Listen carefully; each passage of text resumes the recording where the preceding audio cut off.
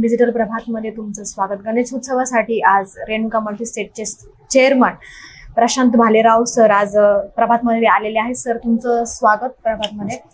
आज बँकांमध्ये जे गैरव्यवहार आहेत त्याचे प्रकार वाढलेले आहेत, तर मग बँकांवर नागरिकांनी कसा विश्वास ठेवला पाहिजे याच्यासाठी काय सांगाल तुम्ही? भारतामध्ये बँकिंग रेग्युलेशन ऍक्ट किंवा रिझर्व्ह बँकेचे जे सर्क्युलर्स आहेत ते या सर्व गोष्टींवर नियंत्रण ठेवण्याकरताच तयार झालेले आहेत। परंतु काही लोक त्याच्यातून गैरमार्गाने किंवा चुकीच्या पद्धतीने व्यवहार करून लोकांची दिशाभूल करतात आणि त्यामुळे सगळे गैरव्यवहारला थोडं असं म्हणायला हरकत नाही की प्रोत्साहन मिळतंय। याचं मुख्य कारण म्हणजे ज्यावेळेस लोक बँकांमध्ये जातात मोस्टली डिपॉझिट ठेवण्याकरता, त्यावेळेस त्यांनी त्या संस्थेची किंवा त्या बँकेची आर्थिक परिस्थिती पूर्ण पाहिली पाहिजे, त्याचा अभ्यास केला पाहिजे आणि त्यानंतरच त्यांनी त्या बँकेबरोबर किंवा त्या संस्थेबरोबर व्यवहार केला पाहिजे। फक्त डिपॉझिटला व्याजदर जास्त आहे म्हणून जर तुम्ही व्यवहार करायला जाल तर तुम्हाला आज दिसतंय की बऱ्याचशा संस्थांमध्ये किंवा बँकांमध्ये हे प्रॉब्लेम्स क्रिएट झालेले आहेत। याचं एकमेव कारण म्हणजे जादा व्याजदर, आणि तिथंच बरेचसे नागरिक हे चुकीच्या बँकेत किंवा संस्थेबरोबर अटॅच होतात, त्यांच्याबरोबर डिपॉझिट ते ठेवतात, जादा व्याजदराचं आमिष त्यांना त्यामध्ये मिळतं आणि त्यामुळे हे सगळे या गोष्टी घडत असतात। याची कारणं काय आहेत? म्हणजे अनेक गैरव्यवहाराचे जे प्रकार जे वाढलेले आहेत। गैरव्यवहाराची कारणं भरपूर आहेत। बेसिकली जे मॅनेजमेंट आहे त्यांचा जो आर्थिक डिसिप्लिन आहे किंवा आर्थिक जी नियमता आहे ती त्यांची नसते। इथिकल प्रॉब्लेम्स बऱ्याचशा लोकांचे होतात आणि त्यामुळेच हे सगळे गैरव्यवहार संस्थांमध्ये किंवा बँकांमध्ये होत असतात। परंतु बँकांमध्ये किंवा संस्थांमध्ये गैरव्यवहार होऊ नये म्हणून सेंट्रल गव्हर्नमेंटने किंवा स्टेट गव्हर्नमेंटने बऱ्याचशा एजन्सीज नेमलेल्या आहे। म्हणजे त्यामध्ये स्टॅट ऑडिट असेल, कन्करंट ऑडिट असेल, इंटरनल ऑडिट असेल किंवा वेगळ्या प्रकारच्या चौकशा असतील, या पद्धतीने गव्हर्नमेंट बऱ्यापैकी त्याच्यावर नियंत्रण ठेवण्याचा प्रयत्न करतंय। परंतु असं नाही आहे की फक्त सहकारामध्येच हे गैरव्यवहार आहे। तुम्ही जर RBIची वेबसाईट उघडून बघितली तर मागच्या आर्थिक वर्षामध्ये भारतातल्या सगळ्या सरकारी बँकांमध्ये जवळजवळ 1.5 लाख कोटीचा हा गैरव्यवहार झालेला आहे। त्यामुळं ही मॅनेजमेंट कशा पद्धतीने काम करते याच्यावरच हे गैरव्यवहार थांबवणं किंवा संस्था किंवा बँक किंवा इन्स्टिट्यूट व्यवस्थित चालवणं हे अवलंबून असतं। यामध्ये जर तुम्ही व्यवस्थित बघितलं असेल तर ह्या संस्था ज्या प्रॉब्लेममध्ये आल्यात, तुम्ही आता इथलं नगर जिल्ह्याचं सांगताय, परंतु बीड जिल्ह्यामध्ये खूप मोठ्या प्रमाणात प्रॉब्लेम झालेला आहे।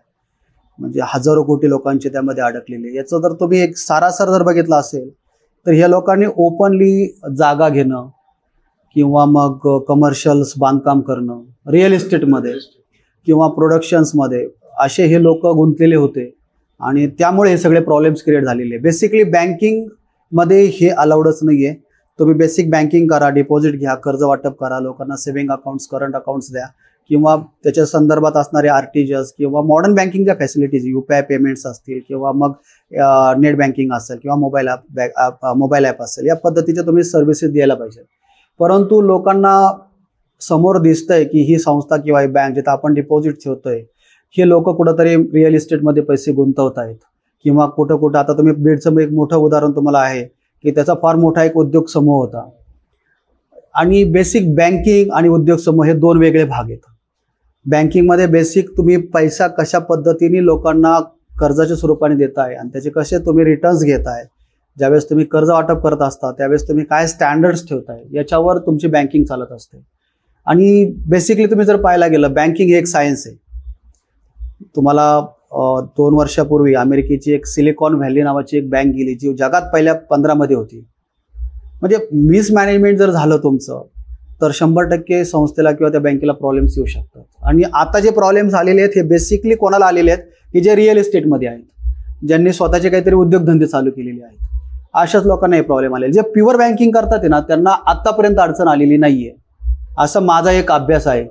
आणि ज्या संस्थांनी कर्ज वाटप चुकीचं केलेलं आहे त्यांना एक प्रॉब्लेम झालेले आहे। परंतु तुम्ही जर RBIने किंवा सहकार खात्याने काही नॉर्म्स ठरवून दिलेले त्या पद्धतीने जर तुम्ही कर्ज वाटप केलं तर मला नाही वाटत की हे प्रॉब्लेम्स येऊ शकतात। तुम्ही ज्यावेळेस एखाद्या बँकेशी अप्रोच होता त्यावेळेस त्याचे फायनान्शियल्स तुम्ही पहा की या संस्थेने कर्ज, या बँकेने कर्ज किती वाटलेले आहेत, कर्ज कोणत्या कोणत्या सेगमेंट्समध्ये गेलेले आहेत, या लोकांनी रिअल इस्टेटमध्ये पैसे गुंतवलेत का, या लोकांचे काही उद्योगधंदे आहेत का की ज्याच्यामधून संस्थे किंवा बँकेमार्फत पैसे चाललेत.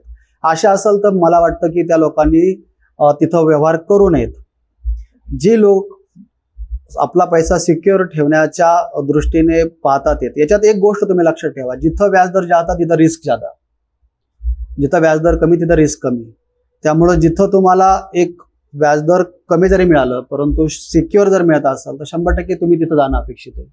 त्यामुळे ज्यावेळेस तुम्ही गुंतवणूक करायला जाल त्यावेळेस तुम्ही त्या संस्थेची किंवा त्या बँकेची आर्थिक परिस्थिती बघा, यांचं कर्ज वाटप किती. कारण आम्हाला नॉर्म्स खूप दिलेले आहेत. आम्हाला 70% पैसे वाटता येतात कर्ज रूपाने, 30% पैसे आम्हाला CRR आणि SLR मध्ये ठेवावं लागतात. आज परिस्थिती अशी आहे की 90% संस्था किंवा बँका या 80 ते 85% पेक्षा जास्त कर्ज वाटप केलेलं आहे. म्हणजे 15% त्यांच्याकडं लिक्विडिटी शिल्लक आहे. त्यामुळे त्यांना कधीही ते प्रॉब्लेम्स क्रिएट होऊ शकतात. दुसरी गोष्ट, डिपॉझिट मिळवण्याकरता संस्थांमध्ये किंवा बँकांमध्ये व्याजदराची ओढ लागलेली आहे. म्हणजे आज माझ्या बघण्यातल्या सुद्धा काही अशा संस्था आहेत की ज्या 15% ते 18% पर्यंत ठेवीला व्याज देतात. ते शक्यच नाही. इतकं व्याज जर तुम्ही दिलं तर त्याच्यामधनं रिटर्न्स मिळणं खूप अवघड परिस्थिती आहे. कारण तुम्ही आता जर शेवगावमध्ये पाहिलं तर शेवगाव, पाथर्डी किंवा इकडं पैठण, नेवासा या भागामध्ये शेअर मार्केटचं फार मोठं वाढलं होतं. महिन्याला ते लोक 8% ते 10% द्यायचे. शक्यच नाही. आता शेअर मार्केटमध्ये वर्षाला रिटर्न 25% आहे. वर्षाला रिटर्न जर तुम्ही चांगल्या पद्धतीने पोर्टफोलिओ जर मॅनेज केला तर 25% पर्यंत रिटर्न. त्यामुळे ह्या गोष्टी बऱ्याचशा लोकांना माहीत असतात परंतु त्या प्रलोभनाखाली जातात व्याजदराच्या. किंवा तुम्ही आता जे नावं घेतले संस्थांचे, नगरमधले किंवा बीडमध्ये जे काही संस्थांना प्रॉब्लेम झाले, यांचा जर तुम्ही ठेवीचा व्याजदर जर पाहिला तर हा मोर दॅन 12%च्या पुढे होता. त्यामुळे हे कॉस्टिंग कुठं मॅनेज होत नाही आणि एक साधारणतः 10-15 वर्षानंतर हे प्रॉब्लेम्स त्यांना क्रिएट होतात, लिक्विडिटी त्यांची संपून जाते. त्यामुळे लोकांनी ज्यावेळेस बँकेत जातात, हे संस्थेत जातात, हे पैसे त्यांना तिथं गुंतवायचे, त्यावेळेस त्यांनी त्या संस्थेची आर्थिक परिस्थिती पाहणं गरजेचं आहे. त्या संस्थेमध्ये जे काही मॅनेजमेंट आहे ते मॅनेजमेंटला काही बँकिंग बॅकग्राऊंड आहे का हे पाहणं फार गरजेचं आहे. कारण बँकिंग बॅकग्राऊंड नसणारे 90% लोक आतापर्यंत गेलेले आहेत. फक्त आपल्याला आपली ओळख आहे, लोक आपल्याकडे येत आहेत म्हणून आपण जर एखादी इन्स्टिट्यूट किंवा बँक काढत असू तर ते बँक पुढं भविष्यात किती चालेल याची काही गॅरंटी नाही. त्यामुळे तुम्हाला स्वतःला त्याचं नॉलेज असणं अपेक्षित आहे की बँक कशी चालली गेली पाहिजे.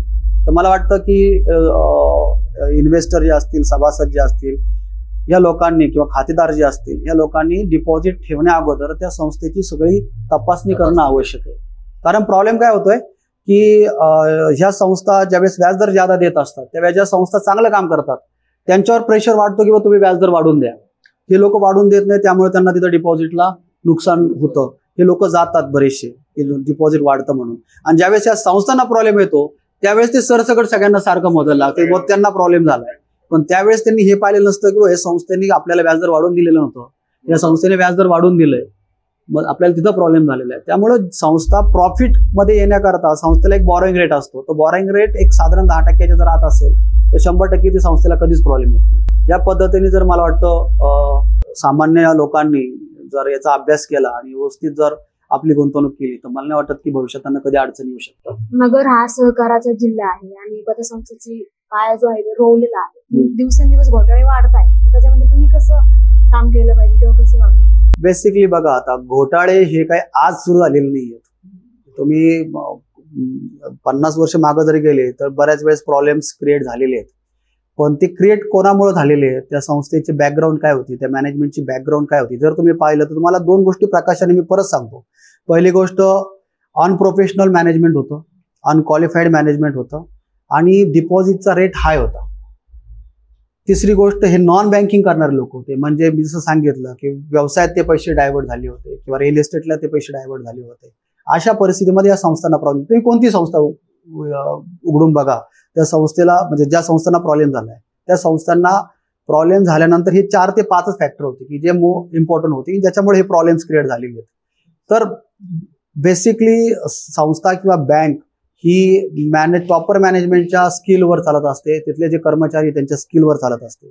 कोऑपरेटिव्हचं जर तुम्हाला सांगायचं झालं किंवा ज्या निधी कंपन्या वगैरे आहेत त्याच्यामध्ये 90% अनप्रोफेशनल लोक आहेत की ज्यांना ट्रेनिंग नसतं.